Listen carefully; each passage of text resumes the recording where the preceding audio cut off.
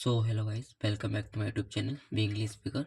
Here today the topic is UP board examination class 10, subject है math का। आज हम फार्मूला रिवीजन करेंगे, है ना। फोर्थ चैप्टर तक, 1 से लेकर 4th चैप्टर तक हम फार्मूला रिवीजन करेंगे, ठीक है। तो let's start this video and formula revision का बेस्ट वीडियो रहेगा, सो आप इसे लास्ट तक देखें। सबसे पहले स्टार्ट करते हैं। चैप्टर 1 है वास्तविक संख्याएं, ठीक है।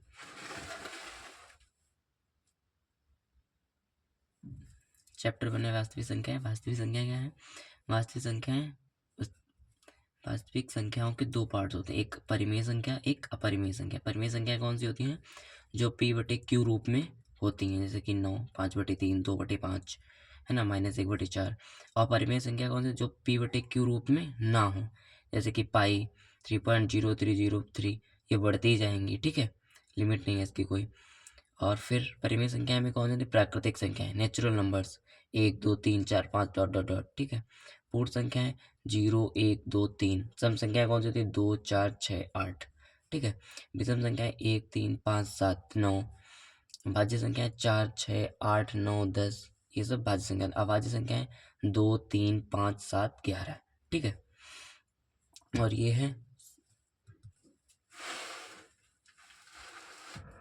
ये है फिर अगली है सहभाज्य संख्याएं। सहभाज्य संख्या कौन सी? जिनका HCF 1 होता है, ठीक है। जैसे कि 18 25 7 और 22। 18 का 25 में डिवाइड करेंगे तो 1 बचेगा HCF, और 7 का 22 में करेंगे इसमें 1 HCF बनेगा, ठीक है। को प्राइम नंबर्स होते हैं, इनका HCF 1 होता है। इसका फॉर्मूला होता है मासा और लासा के बीच संबंध। पहली संख्या मल्टीप्लाई दूसरी संख्या इक्वल टू मासा गुणे लासा। पहली संख्या A, दूसरी V है, मासा लासा 1, ये मल्टीप्लाई V, ठीक है। इसका क्वेश्चन रखा है हमने, यदि 26 156 का लासा 156 है तो मासा का मान क्या है, ठीक है। तो मासा गुणे लासा इक्वल टू A मल्टीप्लाई भी होता है। तो मासा हमें पता नहीं है तो मासा को ऐसा ही लिख लेंगे, मल्टीप्लाई लासा हमें पता है कितना है, 156 है, 156 रख लिया, इक्वल टू फिर A 26 है, B दूसरी संख्या कौन सी है? 156, और 156 मतलब 156 से 156 को काट देंगे तो मासा हमारा 26 आ जाएगा, ठीक है। फिर क्या है हमारा क्वेश्चन? अगला क्वेश्चन है √3 एक अपरिमेय संख्या है, सिद्ध कीजिए। ये बहुत इंपॉर्टेंट क्वेश्चन है, मोस्ट इंपॉर्टेंट है, ये जरूर ही आएगा, फिक्स ही होता है हर साल, ठीक है। तो पहले क्या करना है हमको? माना √3 एक परिमेय संख्या है इसको, ठीक है। √3 को एक परिमेय संख्या मानेंगे। फिर क्या? √3 इक्वल टू 1/b, जहाँ A और B कौन है? को प्राइम नंबर है, मतलब सहभाज्य संख्या है जिनका HCF 1 होता है।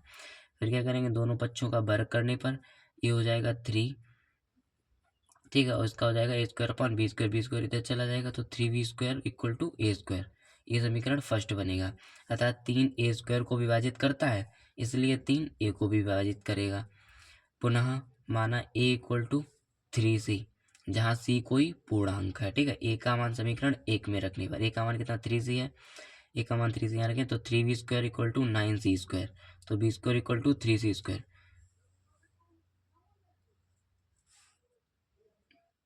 ये 3b² इक्वल टू 9c², ठीक है।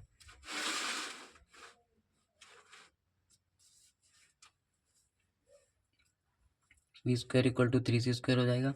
यहाँ 3b² को विभाजित करता है तो 3b को भी विभाजित करेगा, ठीक है। अतः 3a और b दोनों का उभयनिष्ठ गुणनखंड है, तो a भी सहभाज्य संख्याएं हैं, ठीक है। तो अतः √3 एक अपरिमेय संख्या है, ठीक है। यहाँ पे प्रूव हो गया है। चैप्टर सेकंड हमारा बहुपद है। बहुपद के 4 पार्ट्स होते हैं, ठीक है। सबसे पहला है रैखिक बहुपद, जिसकी अधिकतम घात 1 होती है। रैखिक होती है 3x + 5, इसमें x की घात 1 होती है, ठीक है। द्विघात बहुपद, इसमें अधिकतम घात 2 होती है। द्विघात बहुपद, इसमें पहले लिखा है घात, जिसमें घात 2 होती है। तो 5x² + 3x - 7/5, ये हमने रख लिया द्विघात बहुपद का। त्रिघात बहुपद कहती है जिसकी अधिकतम घात 3 होती है, 9x³ + 5x²। चतुर्थ घात बहुपद कहते हैं जिसकी अधिकतम घात 4 होती है, जैसे कि ये x⁴ + 2x³ - 7x² + 5x + 3। फिर क्या है रैखिक बहुपद के लिए? रैखिक बहुपद में क्या होता है? एक शून्यक होता है, ठीक है। ax + b का शून्यक -b/a, -b माइनस लगा लेंगे। b क्या है? अचर पद, a क्या है? x का गुणांक, ठीक है। और द्विघात बहुपद के लिए ये बहुत मोस्ट इंपॉर्टेंट है, ठीक है, बेस्ट इंपॉर्टेंट है।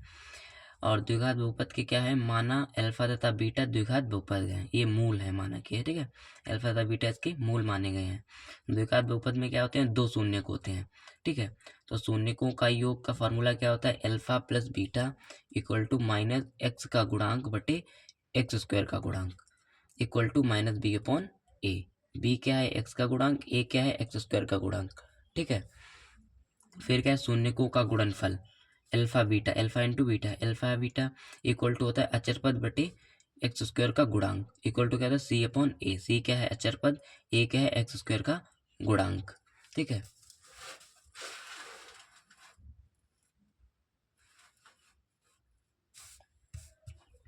फिर हम आते हैं थर्ड पे, यदि शून्य दिए हों तो बहुपद बनाना। शून्य अगर आ जाएंगे तो बहुपद कैसे बनाएंगे, तो क्या करेंगे, ये फॉर्मूला लगेगा एक्स स्क्वायर माइनस शून्यकों का योग कोष्टक बंद एक्स प्लस कोष्टक शून्यकों का गुणनफल, ठीक है। जैसे यहाँ पे हमने एग्जाम्पल के तौर पे हमने शून्य क्या कर लिया है, माना शून्यक हमने 7 और 9 ले लिए हैं, ठीक है। तो एक्स स्क्वायर माइनस कोष्टक 7 और 9 को एक बार जोड़ेंगे, एक्स लगाएंगे प्लस 7 9 का एक बार मल्टीप्लाई करेंगे, तो x square minus 16x plus 63, ये हमारा आंसर हो गया, ठीक है। फिर आते हैं चैप्टर नंबर 3, दो चर वाले रैखिक समीकरण। एक क्या है, a1x plus b1y plus c1 equal to 0, a2x plus b2y plus c2 equal to 0, ठीक है। ये पहला रैखिक समीकरण है, ये दूसरा है। इन्हें विलोपन विधि से, ये भी इम्पोर्टेंट है, और प्रतिस्थापन विधि, ये दोनों विधि आती हैं। वीडियो ज़्यादा लॉन्ग हो जाएगा, इसलिए हमने इन विधियों को इसमें नहीं कवर किया है, ठीक है। और फिर क्या है, रैखिक समीकरण के युग्म, बहुत, ये भी बहुत इंपॉर्टेंट है, ठीक है। युग्म क्या है, a1 upon a2 does not equal to b1 upon b2, मतलब प्रतिच्छेपी रेखाएं बनेंगी, ठीक है, प्रतिच्छेदी रेखाएं बनेंगी। इसका हल क्या होगा, अद्वितीय हल होगा, ठीक है। ये सारी बहुत जरूरी है, इसका भी मोस्ट इंपॉर्टेंट एक क्वेश्चन आएगा ही आएगा। और a1 upon a2 equal to b1 upon b2 equal to c1 upon c2, मतलब संपाती रेखाएं होंगी, ठीक है। संपाती मतलब एक ही लाइन में होंगी दोनों। इसके हल क्या होंगे, अनंत हल होंगे, क्योंकि ये क्रॉस नहीं कर रही हैं। a1 upon a2 equal to b1 upon b2 plus c1 upon c2, ठीक है। ये इसमें क्या बनेगी, समांतर रेखाएं, ठीक है, एक दूसरे के समांतर। तो इसमें क्या होगा, कोई हल नहीं है, ठीक है। तो इसका हमारा ये क्वेश्चन, ये भी बहुत इम्पोर्टेंट है, और ये इसका हमने अलग से क्वेश्चन लिया है, ये भी बहुत इंपॉर्टेंट, ठीक है। इस टाइप के इसमें से क्वेश्चन आते हैं, दो चर वाले रैखिक समीकरण में इस टाइप के क्वेश्चन आते हैं, ठीक है। इसमें क्या क्वेश्चन है, दो अंकों से बनी एक संख्या एवं उसके अंकों को पलटने पर बनी संख्या का योग 66 है। यदि संख्या के अंकों का अंतर 2 हो तो संख्या ज्ञात करो, ठीक है। सबसे पहले माना कि एक संख्या x और y है, y है का एकांक, x है दाएकांक, ठीक है।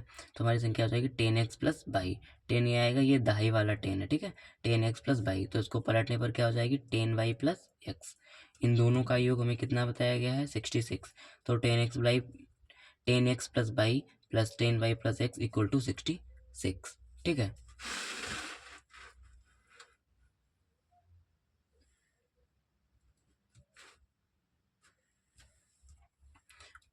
टेन एक्स और एक्स 11x 11x हो जाएंगे, और वाई और 10y 11y हो जाएंगे इक्वल टू 66।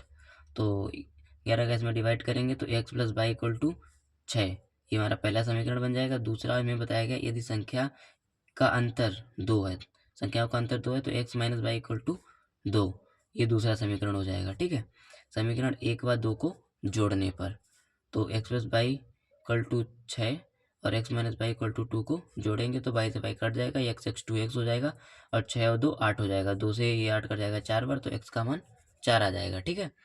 फिर x का मान समीकरण 1 में रखने पर x plus y equal to 6 है, तो इसमें x की जगह कितना रखेंगे, 4 रख दिया हमने, ये प्लस बाई, तो बाई है 4 इधर आ जाएगा, 6 से 4 जाएगा 2, ठीक है।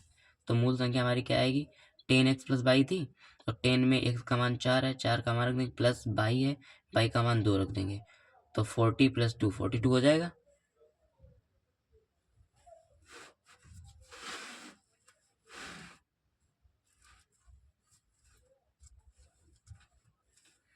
ये इसमें एक्स और वाई का मान रख देंगे तो ये 42 हो जाएगा। ठीक है,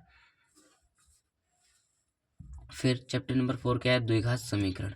द्विघात समीकरण क्या होता है, a x square plus b x plus c equal to 0। ठीक है, जहाँ a does not equal to 0 होगा, ए 0 हो जाएगा तो ये कौन सा हो जाएगा, रैखिक बहुपद हो जाएगा। ठीक है, तो द्विघात समीकरण के मूल क्या है, अल्फा तथा बीटा है। तो इसका फॉर्मूला क्या होता है, alpha plus beta equal to minus b upon a. मैंने आपको पीछे बताया है, ये है अचर पद और ये है क्या है, एक्स स्क्वायर का गुणांक, और alpha into beta equal to c upon a. ये इसके x equal to minus b plus minus under root b square minus 4ac upon 2a। ठीक है, जहाँ बी स्क्वायर माइनस 4ac क्या है, विविक्त कर है, डी। ये फॉर्मूला लग गया। ये फॉर्मूला भी बहुत इंपॉर्टेंट है। इस फॉर्मूला से एक सवाल आएगा, ये विविक्त कर से क्वेश्चन आएगा। ठीक है, फिर क्या है, मूलों की प्रकृति। ये सारणी बहुत इंपॉर्टेंट है। ठीक है, ये सारणी देखिए, विविक्त कर दिए गए हैं, उसमें मूलों की प्रकृति जाननी है। ठीक है, क्या है, धनात्मक यानी डी इज ग्रेटर देन 0। ठीक है, जो ये धनात्मक होगा जब विविक्त कर बड़ा होगा 0 से, तो मूल कैसे होंगे, वास्तविक, परिमेय और असमान होंगे। ठीक है, जब विविक्त कर ऋणात्मक होगा यानी डी इज लेस देन 0, 0 से छोटा होगा जब, तो अधिकल्पित या काल्पनिक होंगे मूल। ठीक है, फिर अगर शून्य होता है, विविक्त कर शून्य होता है, तो मूल कैसे होते हैं, वास्तविक और समान।